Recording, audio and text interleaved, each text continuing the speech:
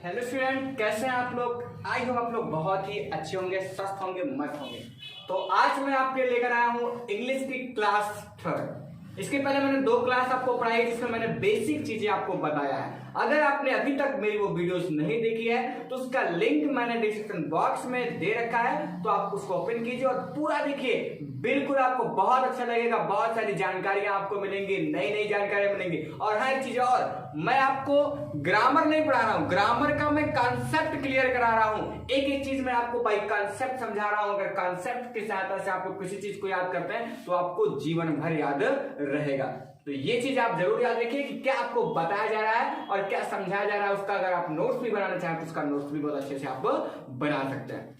तो पिछले वीडियो की बात करें तो मैंने आपको बताया था उसमें सब्जेक्ट के पार्ट, और मैंने कहा था कि नेक्स्ट वीडियो में मैं आपको बताऊंगा केवल क्या प्रेडिकेट के पार्ट्स बताऊंगा। तो आज मैं आपको बताने वाला हूं प्रेडिकेट के क्या कोई पार्ट हो सकते हैं। जी हाँ, जरूर प्रेडिकेट के पार्ट होते हैं। वो क्या होते हैं, आइए उन चीजों को हम जानते हैं। तो सबसे पहले मैंने यहां लिख दिया क्या, प्रेडिकेट। क्या लिख दिए, प्रेडिकेट। अब ये प्रेडिकेट का कितना पार्ट हो सकता है। किसी भी कोई भी सेंटेंस होगा तो प्रेडिकेट का मैक्सिमम जो भाग हो सकता है वो हो सकता है, पहला आपका हो सकता है वर्ब, दूसरा आपका हो सकता है क्या, ऑब्जेक्ट, और तीसरा आपका क्या हो सकता है, कॉम्प्लीमेंट्स। ठीक, तो कहने का मतलब क्या, प्रेडिकेट का मुख्यतः 3 भाग हो सकता है। क्या, वर्ब, ऑब्जेक्ट और कॉम्प्लीमेंट्स। अब बात करें वर्ब की तो वर्ब आपके 2 हो सकते हैं। कौन कौन से, पहला आपका हो सकता है हेल्पिंग वर्ब जिसको हम ऑक्सिलरी वर्ब बोलते हैं, और दूसरा आपका क्या होगा, मेन वर्ब। ऑब्जेक्ट की बात करें, अभी मैं इस सारी चीज के बारे में आपको डिटेल से बताने वाला हूं। ऑब्जेक्ट की बात करें तो ये भी 2 होता है। कौन कौन सा होता है, पहला आपका होता है डायरेक्ट ऑब्जेक्ट और दूसरा आपका क्या होता है, इनडायरेक्ट ऑब्जेक्ट। आगे बात करें कॉम्प्लीमेंट्स, तो कॉम्प्लीमेंट्स जो आपके होते हैं वो 3 होते हैं। कुल कितने होते हैं, 3 होते हैं। क्या क्या होता है, पहला आपका हो सकता है क्या, सब्जेक्टिव कॉम्प्लीमेंट्स, दूसरा आपका हो सकता है क्या, वर्ब कॉम्प्लीमेंट्स, और तीसरा आपका क्या हो सकता है, ऑब्जेक्टिव कॉम्प्लीमेंट्स। तो ये स्ट्रक्चर आपके सामने नोट कर दिया मैंने। क्या क्या कि प्रेडिकेट मुख्यतः 3 भाग में होता है। क्या, वर्ब, ऑब्जेक्ट और कॉम्प्लीमेंट्स। और इसके बाद मैंने बताया कि जो वर्ब होता है वो 2 प्रकार का होता है, हेल्पिंग वर्ब और मेन वर्ब। अब इसमें भी भाग होते हैं, हेल्पिंग वर्ब का भी और मेन वर्ब का भी कई भाग होता है, कई टाइप इसके होते हैं। लेकिन उनके बारे में आज की वीडियो में नहीं पढ़ेंगे। उनके बारे में जब वर्ब के बारे में आपको पढ़ाऊंगा, पार्ट ऑफ स्पीच जब मैं आपको पढ़ाऊंगा तो उसके बारे में, इसके बारे में, वर्ब के बारे में मैं पूरा डिटेल के साथ आपको बताऊंगा। आपको कोई भी डाउट नहीं रहेगा। अभी हम लोग सेंटेंस का पार्ट पढ़ रहे हैं तो इसलिए हम वर्ब को थोड़ा सा शॉर्टकट में ही समझेंगे।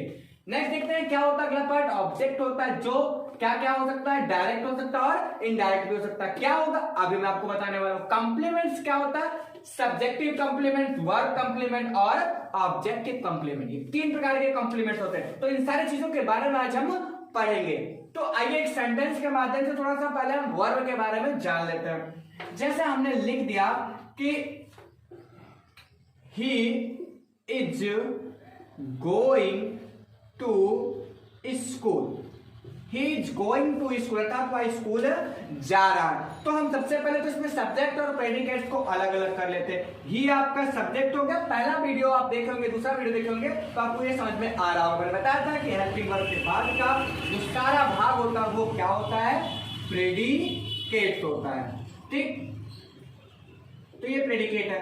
तो यहां हमको ये ध्यान देना कि प्रेडिकेट में कौन कौन सा भाग है। तो सबसे पहले क्या बताया मैंने कि वर्ब, वर्ब में क्या हो सकता है, हेल्पिंग वर्ब और क्या हो सकता है, मेन वर्ब हो सकता है। तो यहां हम जानेंगे कि हेल्पिंग वर्ब क्या है।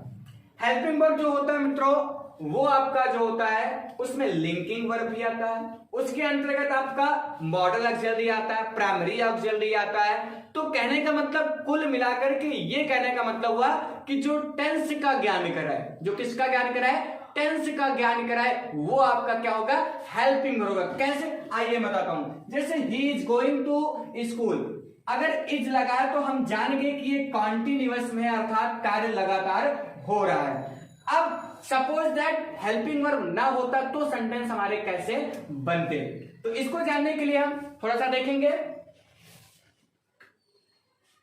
जैसे कहा जाए, मैं 4 वाक्य आपके सामने लिखता हूं। कहा जाए कि he is going to school. Second आपका he was going to school. Third आपका हो सकता है कि he will be going to school. सब वाक्य में केवल एक ही डिफरेंस हमको नजर आ रहा है कि सब में क्या नहीं चेंज है, हेल्पिंग वर्ब चेंज है, बाकी सब में going to school, going to school, going to school, आगे भी सब्जेक्ट आपका है। अब यहां हम ध्यान देते हैं, इसका मतलब हो गया कि ये वर्तमान की बात कर रहा है, स्कूल जा रहा है तो ये प्रेजेंट को प्रदर्शित कर रहा है। किसको प्रदर्शित कर रहा है? प्रेजेंट को प्रदर्शित कर रहा है। He was going to school, तो इसको हम जान जाते हैं अगर वाज लगा है तो इसका मतलब क्या होगा, ये पास्ट को प्रदर्शित कर रहा है। अब यहाँ विल भी लगा तो हम जान जाते हैं कि ये किसको प्रदर्शित कर रहा है, ये फ्यूचर को प्रदर्शित कर रहा है। सपोज दैट ये तीनों चीज ना होता, अर्थात हेल्पिंग वर्ब दुनिया में ना होता, तो क्या टेंस को हम पहचान पाते कि कौन प्रेजेंट है, कौन पास्ट है, कौन फ्यूचर?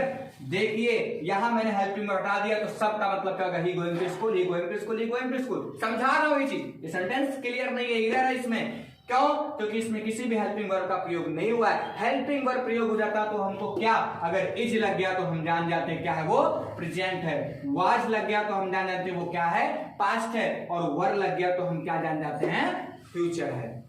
ठीक, सॉरी यहां पे क्या, विल भी लग जाए, क्या लग जाए, विल भी लग जाए तो हम जान जाते हैं क्या है, फ्यूचर है। तो इस तरह से क्या हम हेल्पिंग वर्ब की सहायता से क्या ज्ञात कर लेते हैं, हमको पता चल जाता है कि जो सेंटेंस हमारा दिया गया है वो किस टेंस में है, किस काल में दिया गया, काम कब हो रहा है। तो ये जानकारी हमें किससे मिलती है, हेल्पिंग वर्ब। ये और भी ज्यादा होते हैं, इसके बारे में हम थोड़ा सा विस्तृत अध्ययन करेंगे नेक्स्ट वीडियो में जब मैं आपको वर्ब पढ़ाऊंगा। अब आइए देख लेते हैं मेन वर्ब। मेन वर्ब क्या होता है, जैसे कोई भी कार्य, कर्ता के द्वारा जो भी कार्य किया जाता है वही क्या कहलाता है, आपका मेन वर्ब कहलाता है। जैसे यहां पे लिख दिया मैंने सेंटेंस कि आई एम टीचिंग यू, अर्थात मैं तुम्हें पढ़ा रहा हूं, मैं तुम्हें पढ़ा रहा हूं। तो ध्यान दीजिए यहां पे आई अर्थात मैं कौन सा काम कर रहा हूं, पढ़ाने का काम कर रहा हूं। तो यहां पे आपका मेन वर्ब क्या हो गया, टीचिंग हो गया। मेन वर्ब क्या हो गया, टीचिंग हो गया। और एम आपका क्या हो गया, ये हेल्पिंग वर्ब, क्योंकि ये टेंस प्रदर्शित कर रहा है कि मैं पढ़ा रहा हूं, वर्तमान में पढ़ा रहा हूं। यहीं पे आपका क्या हो जाता, वाज हो जाता, तो ये आपका पास्ट प्रदर्शित करता। अर्थात ये अगर हम हेल्पिंग वर्ब चेंज कर देते हैं तो टेंस भी हमारा क्या हो जाता है, बदल जा रहा है। तो कहने का मतलब क्या हुआ कि हेल्पिंग वर्ब जो होता है वो टेंस को प्रदर्शित करता है और मेन वर्ब कर्ता के द्वारा किए गए कार्य को प्रदर्शित करता है। और ये दोनों किसके अंतर्गत आते हैं, ये दोनों ही आते हैं किसके अंतर्गत, वर्ब के अंतर्गत आते हैं। आई होप आप लोग को हेल्पिंग वर्ब और मेन वर्ब बहुत अच्छे से समझ में आ गया होगा कि हेल्पिंग वर्ब क्या होता है, मेन वर्ब क्या होता है। फिर से बता दूं कि हेल्पिंग वर्ब जो होता है वो अधिकांशतः क्या प्रकट करता है, वो टेंस की जानकारी देता है कि समय जो काम हो रहा है वो किस समय में हो रहा है, वर्तमान में हो रहा है कि भूतकाल में हो रहा है कि भविष्य काल में हो रहा है, ये दिखाता है। और हेल्पिंग वर्ब के बाद जो आपका मेन वर्ब आता है वो क्या दिखाता है, वो कर्ता द्वारा किए गए कार्य को बताता है। किसी भी सेंटेंस में क्या हो रहा है इस चीज का ज्ञान कौन कराता है, मेन वर्ब कराता है। तो आई होप आप लोग बहुत अच्छे से इसको समझ गए होंगे। तो अब आइए आगे देखते हैं। नोट करना चाहें इसको तो स्ट्रक्चर आप नोट कर सकते हैं, टेक योर टाइम प्लीज। अब आइए जान लेते हैं ये ऑब्जेक्ट और जो कंप्लीमेंट से बहुत ज्यादा परेशान करता है भाई। अक्सर इसमें क्वेश्चन बनता है कि भाई ये ऑब्जेक्ट है कि कंप्लीमेंट्स है, अक्सर हम समझ नहीं पाते। तो आज मैं जो आपको कॉन्सेप्ट देने जा रहा हूं उससे आप समझ जाओगे कि कौन ऑब्जेक्ट होता है और कौन कंप्लीमेंट। इस चीज को बहुत अच्छे से पढ़िएगा, यही आपके इस वीडियो का मेन टॉपिक रहेगा। तो देखिए मैं आपके सामने 2 सेंटेंस लिख देता हूं। जैसे कहने का मतलब लिख दिया कि आई ईट a mango, I eat a mango, मैं एक आम खाता हूं। और अगला आई लाफ एट नाइट। 2 सेंटेंस मैंने लिखा है और दोनों सेंटेंस का मतलब आपको हिंदी में देता हूं। मैं एक आम खाता हूं और आई लाफ एट नाइट, मैं रात में हंसता हूं। तो कहने का मतलब क्या, इसमें आपको क्या डिफरेंस देना है कि ऑब्जेक्ट इसमें क्या है और कॉम्प्लीमेंट्स क्या है।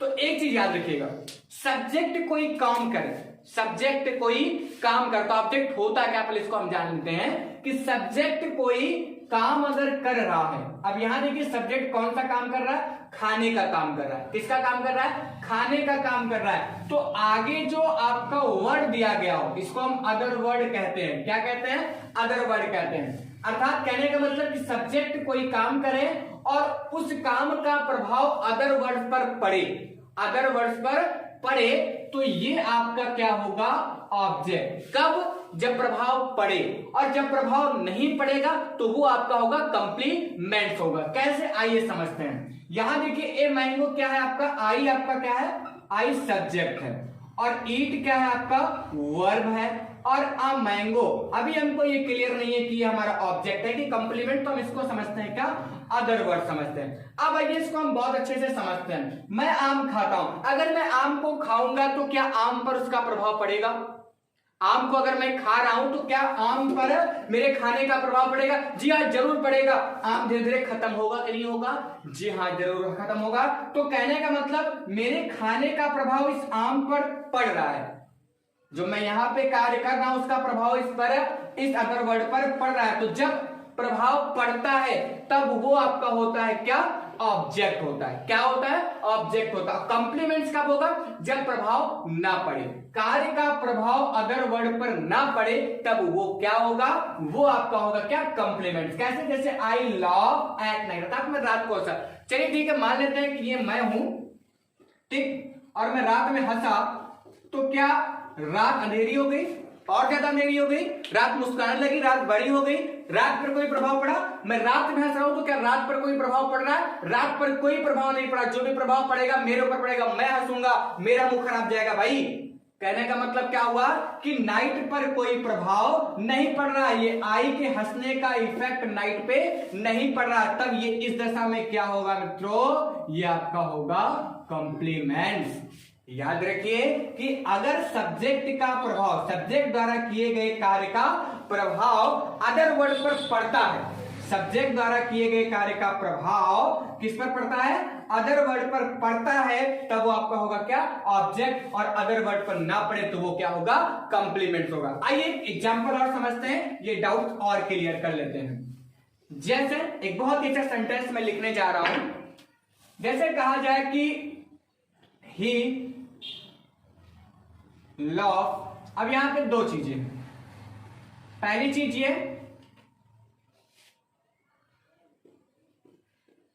यू, और दूसरी चीज अभी मैंने क्या लिखा था, नाइट, अर्थात वह तुम पर हंसा। पहले सेंटेंस का मतलब ही लव्स एट यू, अर्थात वो तुम पर हंसता है, और अगला क्या है, ही लव्स एट नाइट, अर्थात वो रात को हंसता है। दो सेंटेंस है यहां, ध्यान दीजिएगा। एक मैंने क्या लिखा है, ही लव्स एट यू, और अगला क्या लिखा है, ही लव्स एट नाइट। तो याद रखिए इसमें देखिए, इसका मतलब होगा कि वह तुम पर हंसता है, और इसका क्या मतलब होगा, वो रात को हंसता है।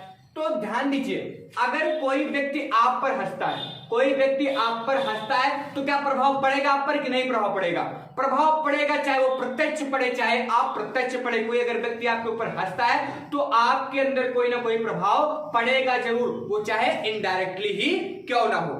लेकिन अगर रात पर कोई व्यक्ति हंस रहा है तो क्या रात पर कोई प्रभाव पड़ रहा है, नहीं पड़ रहा, रात पर कोई प्रभाव नहीं पड़ेगा। कोई दिन को हंसता है तो दिन पर कोई प्रभाव नहीं पड़ने वाला है। तो कहने का मतलब क्या हुआ कि जब प्रभाव पड़े तो क्या होता है, ऑब्जेक्ट होता है, जब प्रभाव ना पड़े तो क्या होता है, कंप्लीमेंट होता है। तो यू पर प्रभाव पड़ेगा कि नहीं पड़ेगा, जी हाँ जरूर पड़ेगा। अगर मैं किसी के ऊपर हंसूंगा या कोई भी व्यक्ति किसी के ऊपर भी हंसता है तो उस पर प्रभाव पड़ेगा, ठीक। तो ये आपका क्या हो गया, ऑब्जेक्ट। क्यों हो गया, क्योंकि यू पर प्रभाव पड़ रहा है। आगे देखिए, यहीं पर रात को अगर हंसता है तो यहां पे प्रभाव नहीं पड़ रहा, तो ये आपका क्या हो गया, कॉम्प्लीमेंट्स हो गया। क्या हो गया, ये कॉम्प्लीमेंट्स हो गया। तो यही दो डिफरेंट होता है, कॉन्सेप्ट के माध्यम से समझिए। अगर प्रभाव पड़ता है, कर्ता द्वारा किए गए कार्य का प्रभाव अगर अदर वर्ड पर पड़ता है तो वो ऑब्जेक्ट होगा, अदर वर्ड पर प्रभाव ना पड़े तो वो क्या होगा, कंप्लीमेंट। यही सेंटेंस हम लोग बचपन में पढ़ते हुए आए, जैसे कहा जाता है कि I am going to school. क्या इसमें ये स्कूल ऑब्जेक्ट है या कॉम्प्लीमेंट है? अक्सर पूछा जा सकता है। इसका हम लोग पैसिव नहीं बना पाते हैं। आप लोगों ने थोड़ा बहुत पढ़ा होगा, जान रहे होंगे कि इसका पैसिव नहीं बनता। क्यों नहीं बनता? क्योंकि इसमें ऑब्जेक्ट नहीं है, ऐसा कहते हैं। तो ऑब्जेक्ट क्यों नहीं है? क्या आपने अभी तक जाना था इसे कि यहाँ पे स्कूल ऑब्जेक्ट क्यों नहीं है? आपको बता दिया था कि हाँ ये ऑब्जेक्ट नहीं है, इसलिए इसका नहीं बनेगा। भाई क्यों नहीं है ऑब्जेक्ट? क्यों नहीं है? तो यही कॉन्सेप्ट आपके लिए कि मैं स्कूल जा रहा हूं, तो मेरे जाने का प्रभाव क्या स्कूल पर पड़ेगा? मैं अगर स्कूल जाऊंगा तो स्कूल में बड़े बड़े गड्ढे हो जाएंगे, स्कूल तहस नहस हो जाएगा, स्कूल खिलखिला उठेगा, स्कूल हंसने लगेगा, स्कूल बोलने लगेगा। क्या कोई प्रभाव पड़ेगा स्कूल पर? जी नहीं, स्कूल पर कोई प्रभाव नहीं पड़ेगा। और यही कारण है कि आपका ये जो स्कूल है ये आपका क्या है? कॉम्प्लीमेंट्स है, ये ऑब्जेक्ट नहीं है। क्यों नहीं है? क्योंकि इसमें मेरे जाने का प्रभाव स्कूल पर कुछ पड़ नहीं रहा है। यही कॉन्सेप्ट मैं आपको समझाना चाहता हूं कि जब भी कर्ता द्वारा किए गए कार्य का प्रभाव अदर वर्ल्ड पर पड़ता है तो वो आपका क्या होगा? ऑब्जेक्ट होगा। और अगर नहीं पड़ता है तो वो क्या होगा? कॉम्प्लीमेंट्स होगा। हम दिल्ली जाते हैं, कभी दिल्ली जाते हैं तो कहते हैं भैया दिल्ली दिखा दो। हम क्या दिल्ली दिखाते हैं? जी नहीं, हम दुकान को दिखाते हैं, हम सामानों को दिखाते हैं, हम रोड को दिखाते हैं, हम लैंड को दिखाते हैं, लेकिन हम दिल्ली कहीं देख पाते हैं? नहीं। कोई प्लेस पर किसी भी चीज का प्रभाव नहीं पड़ेगा। एक बच्चे ने कहा कि चलिए ठीक है हम स्कूल जाएंगे तो स्कूल पर प्रभाव पड़ेगा, भाई स्कूल में जनसंख्या बढ़ जाएगी। ऐसा नहीं है, स्कूल पे प्रभाव नहीं पड़ रहा, स्कूल की जनसंख्या पे प्रभाव पड़ रहा है। तो जब कभी भी सेंटेंस में सब्जेक्ट द्वारा किए गए कार्य का प्रभाव, सेंटेंस में सब्जेक्ट द्वारा किए गए कार्य का प्रभाव किस पर ना पड़े? अदर वर्ड पर ना पड़े, तो वो क्या होगा आपका? वो कॉम्प्लीमेंट होगा। और प्रभाव पड़ता है तो आपका क्या होगा? ऑब्जेक्ट होगा। अब आइए जानते हैं कि ऑब्जेक्ट कितने प्रकार के होते हैं और कॉम्प्लीमेंट्स कितने प्रकार के हो सकते हैं। आइए देखते हैं। अब हम जान लेते हैं कि ऑब्जेक्ट कितने प्रकार का होता है। अभी मैंने आपको स्ट्रक्चर लिखा था सबसे पहले कि ऑब्जेक्ट जो होता है वो दो प्रकार का हो सकता है। कौन कौन सा? डायरेक्ट ऑब्जेक्ट और इनडायरेक्ट ऑब्जेक्ट। अब ये होता क्या, इसको हम जानते हैं।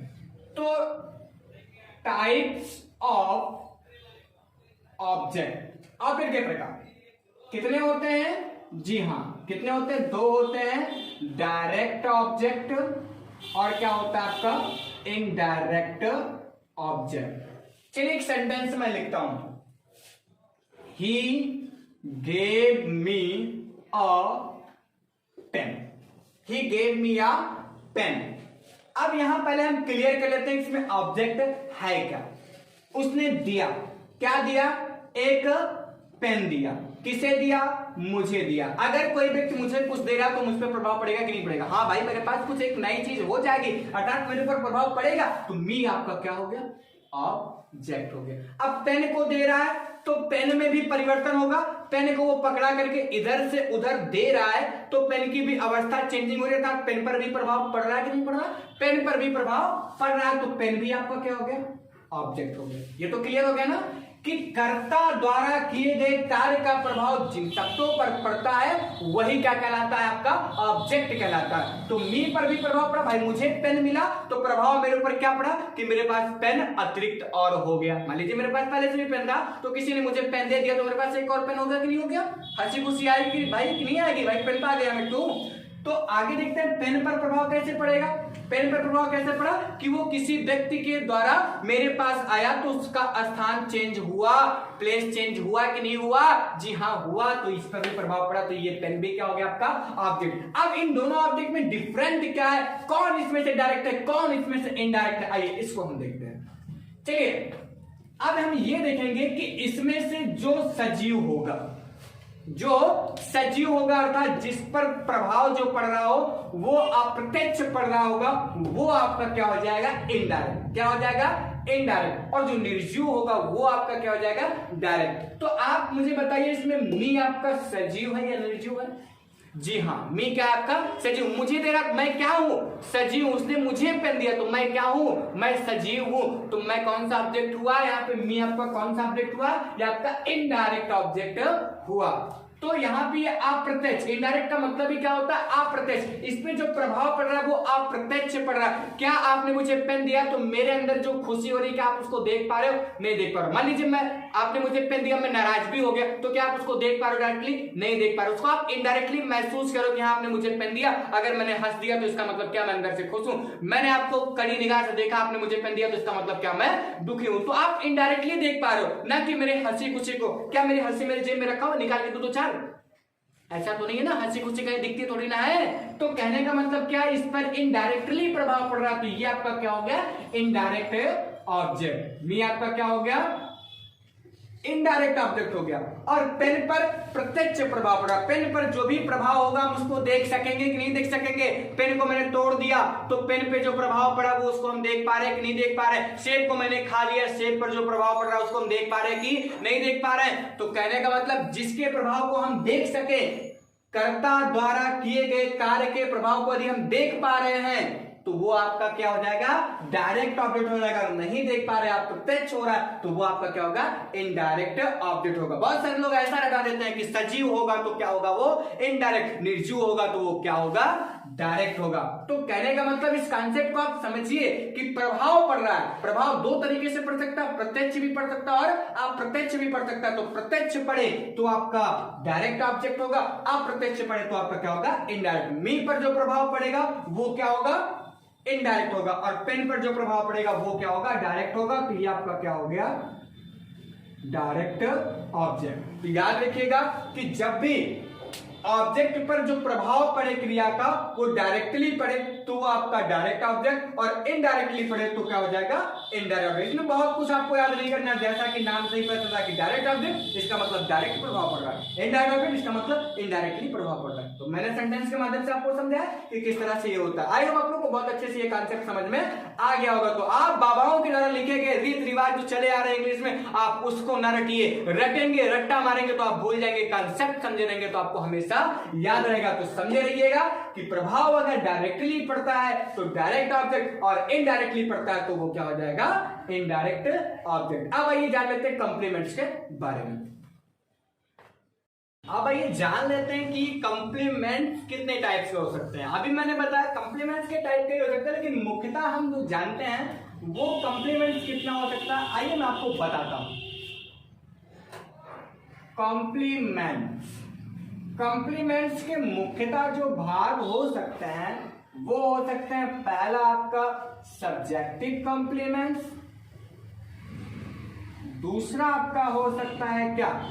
वर्ब कॉम्प्लीमेंट, और तीसरा आपका क्या हो सकता है? Objective complement. ये तीन तरह के क्या हो सकते हैं? कॉम्प्लीमेंट। तो सब्जेक्टिव कॉम्प्लीमेंट क्या होता है? ये कहां पे यूज होता है? वर्ब कॉम्प्लीमेंट क्या होता है? ऑब्जेक्ट कॉम्प्लीमेंट क्या होता है? इन सारी चीजों के बारे में आइए हम जानते हैं एग्जाम्पल के माध्यम से। तो पहला एग्जाम्पल मैं लिख रहा हूं कि राम इज टीचर। राम अध्यापक है।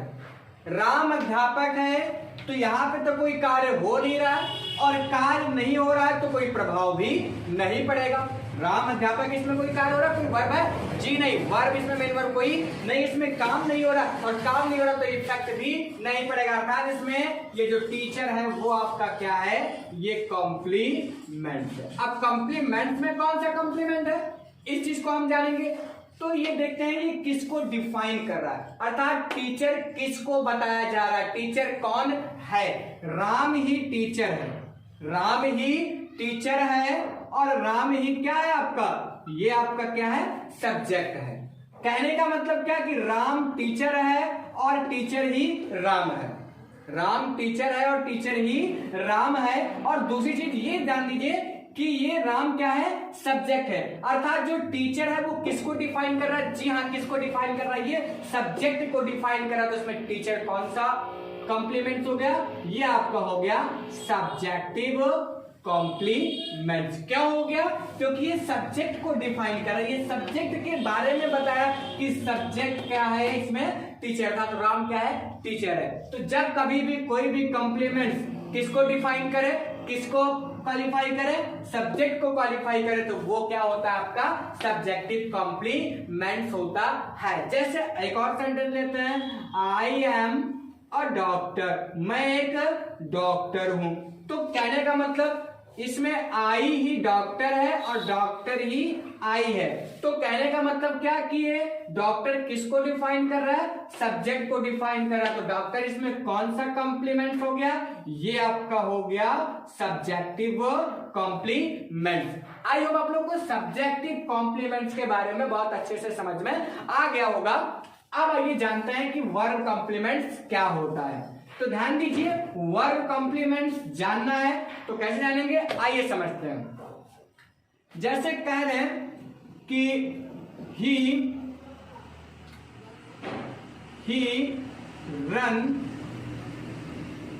फास्ट, ही रन्स फास्ट, वह तेज दौड़ता है, वह तेज दौड़ता है। एक सेंटेंस और मैं लेना चाहूंगा कि ही इज, बहुत ही प्रचलित शब्द है, ये प्रचलित सेंटेंस है, Ram is going to school. अब यहां पे हम ये जानेंगे कि इसमें कौन सा कॉम्प्लीमेंट्स है। वह तेज दौड़ता है, वह तेज दौड़ता है। तो क्या तेज पर कोई प्रभाव पड़ रहा है, तेज पर कोई प्रभाव पड़ रहा है, कोई प्रभाव, दौड़ने का प्रभाव तेज पर नहीं पड़ रहा है, अर्थात इस फास्ट पर रन का कोई प्रभाव नहीं पड़ रहा है। तो कहने का मतलब क्या हुआ, ये आपका कॉम्प्लीमेंट हुआ कि नहीं हुआ, हुआ। अभी मैंने क्या बताया कि प्रभाव ना पड़े तो क्या हो जाएगा, वो कॉम्प्लीमेंट हो जाएगा।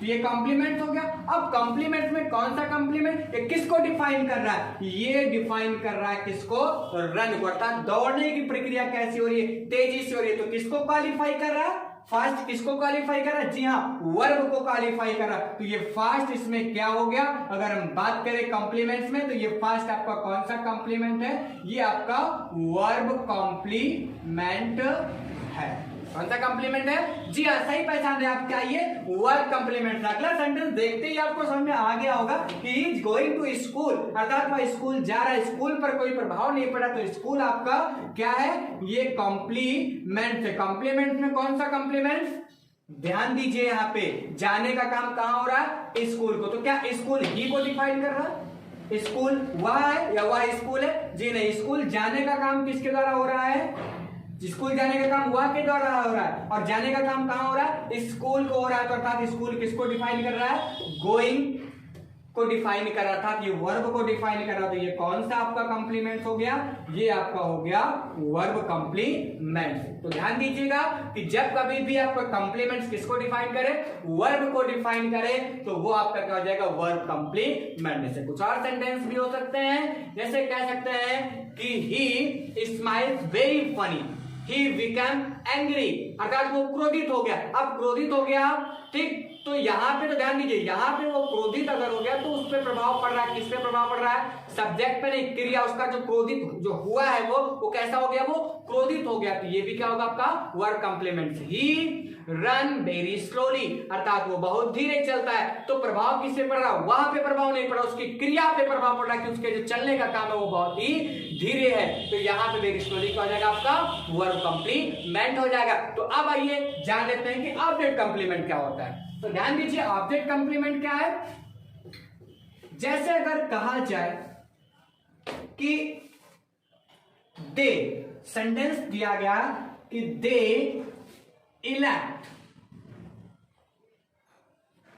elected me the PM, prime minister, उन्होंने मुझे प्राइम मिनिस्टर चुना, उन्होंने मुझे प्राइम मिनिस्टर चुना। तो मुझे चुना है, अगर मैं प्राइम मिनिस्टर भी बन जाऊं, भाई कोई भी प्राइम मिनिस्टर बन जाएगा तो उसके अंदर खुशी का ठिकाना नहीं रह जाएगा, अर्थात उसमें परिवर्तन हुआ, उसमें प्रभाव पड़ा, चाहे वो इनडायरेक्टली ही क्यों ना पड़ा हो। तो यहाँ मी तो आपका ऑब्जेक्ट हो, क्योंकि मी पे प्रभाव पड़ रहा है, क्योंकि कोई भी व्यक्ति अगर पीएम चुना जाएगा तो उसमें कोई ना कोई प्रभाव तो पड़ेगा। तो ये आपका तो ऑब्जेक्ट हो गया। लेकिन क्या पीएम पर कोई प्रभाव पड़ रहा है, पीएम पर प्रभाव नहीं, मी पे तो प्रभाव पड़ा, लेकिन पीएम पर प्रभाव नहीं पड़ रहा है, सही हम दानी रहेगा, तो ही इलेक्ट मी पीएम रहेगा। तो यहाँ पे पीएम पर कोई प्रभाव नहीं पड़ रहा है, तो पीएम आपका क्या हो जाएगा, ये कॉम्प्लीमेंट हो जाएगा। अच्छा ये बताइए, पीएम कौन बना, वे बने कि मी बना, कौन बना? मी बना। ही दे इलेक्ट मी पीएम, अर्थात मुझे पीएम चुना तो मैं बना ना, तो यहाँ पे पीएम कौन बना? मी बना। अर्थात कहने का मतलब मी आपका है क्या? ऑब्जेक्ट है, और ऑब्जेक्ट को डिफाइन करने का काम कौन कर रहा है? पीएम। तो ये पीएम क्या हो गया? ये आपका ऑब्जेक्टिव कॉम्प्लीमेंट्स हो गया। क्यों हो गया? क्योंकि जो पीएम है वो किसको डिफाइन कर रहा है? मी को। इसी तरह से एक सेंटेंस और लेते हैं, I make my brother happy. मैंने अपने भाई को खुश कर दिया, ठीक। I make my brother happy. तो यहां पे आप ध्यान दीजिए, यहां पे हम अगर भाई को खुश कर, अपने भाई को हम खुश कर रहे हैं, तो कहने का मतलब क्या हुआ कि अगर भाई को खुश कर रहा है तो भाई पे तो प्रभाव पड़ेगा, वो खुश होंगे तो उन पे प्रभाव पड़ा। तो ये माई ब्रदर तो आपका क्या हो गया? ऑब्जेक्ट हो गया, लेकिन हैप्पी पर कोई प्रभाव, खुशी पर क्या कोई प्रभाव पड़ेगा? जी नहीं। तो ये आपका क्या हो जाएगा? ये कॉम्प्लीमेंट। कौन सा कॉम्प्लीमेंट?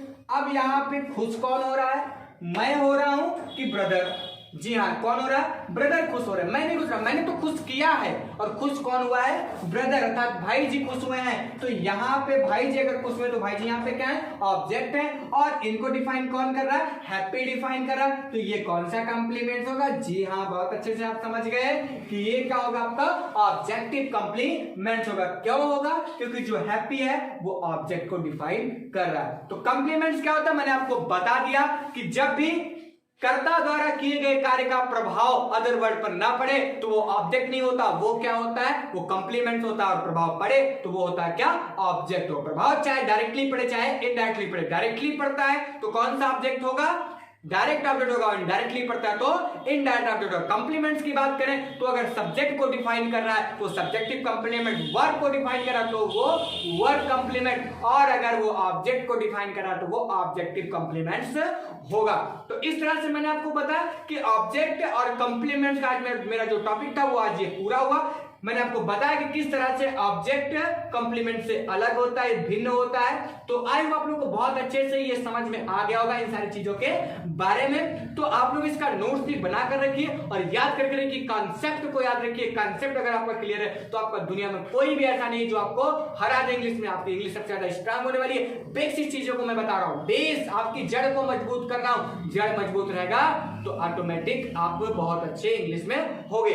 तो इस तरह से आज की वीडियो की एंडिंग होती है। मैंने आपको वर्ब के बारे में बहुत थोड़ा सा बताया, लेकिन वर्ब के बारे में हम एक बार चर्चा करेंगे, बहुत ही विस्तृत चर्चा करेंगे। किस टॉपिक पर? जब मैं आपको वर्ब पढ़ाऊंगा। पार्ट ऑफ स्पीच जब आपका आएगा तो मैं उसमें एक एक करके नाउन, प्रोनाउन, वर्ब, एडजेक्टिव सबके बारे में मैं आपको एक एक करके बताने वाला हूं। लेकिन उससे पहले मैं ये जो मैंने आपको पढ़ाया कि सेंटेंस का पार्ट, इस पे ढेर सारे एक्सरसाइज कर लेकर आऊंगा। तो आपको मैं एक्सरसाइज पे कराऊंगा कि आप पहचानेंगे उसमें से कि कौन सा है, कौन है डिटरमाइनर, कौन है आपका एडजेक्टिव, कौन है आपका हेडवर्ड, आपका एडजेक्टिवल फ्रेज क्या होता है, प्रेडिकेट में बताओ तो इसमें वर्ब क्या है, ऑब्जेक्ट क्या है, कॉम्प्लीमेंट्स क्या, इन सारी चीजों के बारे में मैं आपको बताऊंगा। विद एक्सरसाइज में कराऊंगा, पूरी एक्सरसाइज कराऊंगा, इतनी एक्सरसाइज करा दूंगा कि आपके अंदर से जो डाउट है वो पूरी तरह से खत्म हो जाएगा। तो कल की क्लास देखना मत भूलिएगा, कल मैं आपको कराने वाला हूँ सारी चीजों की एक्सरसाइज। आज की वीडियो इसी पर एंडिंग होती है। वीडियो अगर अच्छा लगा हो तो वीडियो को लाइक कीजिए, साथ साथ में शेयर कीजिए, पूरी दुनिया में फैला दीजिए इस वीडियो को, सब लोग देखें। और साथ ही साथ अगर आप मेरे चैनल पर नए हैं और अभी तक आपने मेरे चैनल को सब्सक्राइब नहीं किया है तो कृपया करके चैनल को सब्सक्राइब कीजिए, जिससे कि मेरे नेक्स्ट वीडियो की अपलोडिंग आपके इनबॉक्स में मिलती रहे। इसी के साथ वीडियो की एंडिंग होती है। अंत तक वीडियो के साथ बने रहने के लिए बहुत बहुत धन्यवाद।